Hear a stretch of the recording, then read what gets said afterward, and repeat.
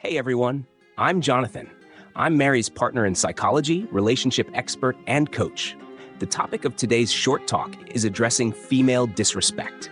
This is an extremely important topic, both for men and women, so I hope everyone will be listening carefully to today's talk. Let's jump right in. The first thing that's important to understand is that disrespect is typically a process. It happens gradually over time. The best predictor of overt disrespect is covert disrespect, which are small behaviors that have plausible deniability.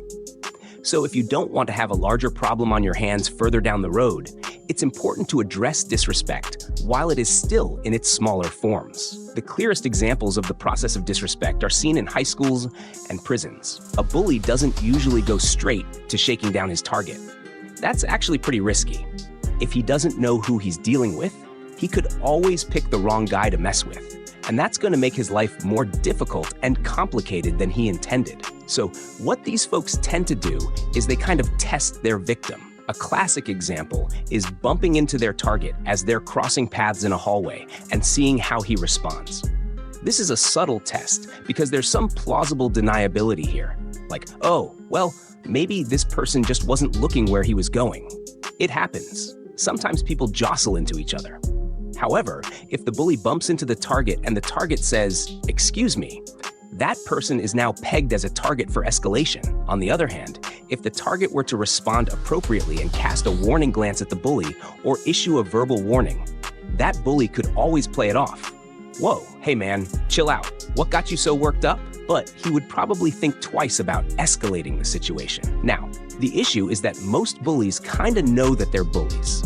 And while women absolutely can be bullies, that is, they are intentionally using tactics to inflict emotional or psychological pain in order to get what they want, I also believe that a lot of women actually aren't aware of how they may be communicating disrespect to men. This is because, at least in part, respect means different things to men and women. Now, before I go any further, if you're liking what you're hearing, please consider sending this video to someone who might benefit from its message.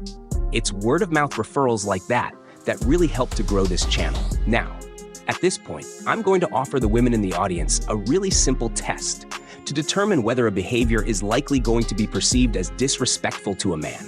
Here it is. With respect to any behavior, just ask yourself, would I say the same thing in the same way to my boss if I was interested in keeping my job?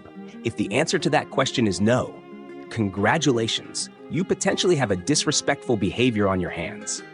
If you are interested in keeping your job, would you roll your eyes at your boss? Would you be dismissive of your boss's feedback? Would you complain angrily? Would you respond to your boss's requests sarcastically? Would you nag your boss to comply with your demands? Would you mutter under your breath when your boss talks at meetings? Would you talk badly about your boss with your coworkers behind his back? Would you tease your boss? Would you be openly indifferent or uninterested in your boss's proposals? Would you mock your boss's attempts to maintain order and discipline? I think most of us understand that if we're interested in keeping our jobs, the answer to all of those questions is no. And for the 3% of you out there listening to this who are now saying to yourselves, "Well, Ryan, actually, I tease my boss all the time. We have a really warm and playful relationship," okay? Then the question for you becomes, would you act like that with your boss in front of other clients or customers? Of course not. And why is that? Because you know how that behavior would come off to other people who are not initiated into your special little dynamic. And this means that you understand my point now. Before I address why this behavior is detrimental to women's best interests, let me respond to the most common objection I usually receive at this point in my argument. In short, the objection is some variant of, "That's nice, but a man is not the boss of me." Okay, fair enough. However, your boss is not the boss of you either.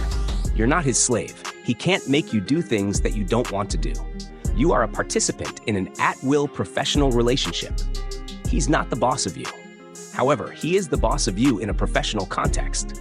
Or even better, he's the boss of the employees, which is a role that you voluntarily agreed to assume.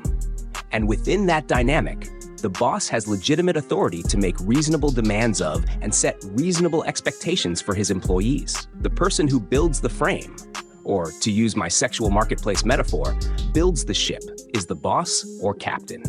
This is not always the man, but it generally is. Why? Because it's usually men making bids to women to enter into their lifestyles. not the other way around. However, even if you disagree with that perspective, a valid retort to the objection I previously stated would be, why do you feel that your boss is entitled to a higher level of respect than I am? Go shack up with that guy, or see how he puts up with your disrespect on his time off.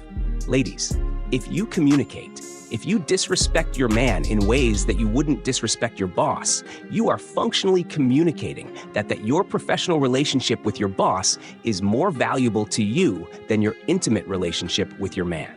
And maybe for you it is, and the communication is appropriate. No problem. However, if it isn't, you should be aware that you may be communicating this message inadvertently. All right, so why is disrespecting men bad for women? We can approach the answer in two ways. In the first place, a man who has any self-worth whatsoever and who enjoys any kind of optionality in the sexual marketplace will not tolerate disrespect.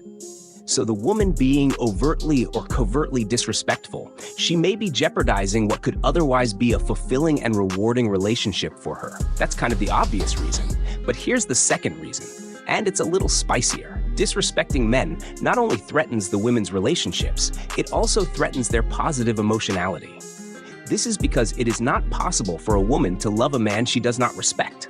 It is possible for a man to love a woman he does not respect. That happens every day. However, it is not possible for a woman to love a man she does not respect. One of the many differences between men and women. For a woman, where the respect goes, the love follows. So, disrespect not only threatens the relationship, it threatens the love in her heart. It threatens the woman's own positive regard. Men, nipping covert disrespect in the bud is absolutely essential to the long-term health of your relationship. Addressing it is a way to safeguard her positive regard for you. If the disrespect is allowed to continue without consequence, not only will the behavior likely become increasingly problematic, but the high interest and attraction you may currently enjoy, which are the conditions of her continued loyalty, will be jeopardized, compromising the sustainability of the relationship. Understand, this is a long video, but it's an important subject. What do you think? What is your experience with covert disrespect? Let me know in the comments below. And if you've gotten this far, you might as well like the episode and subscribe to the channel. Thanks for listening.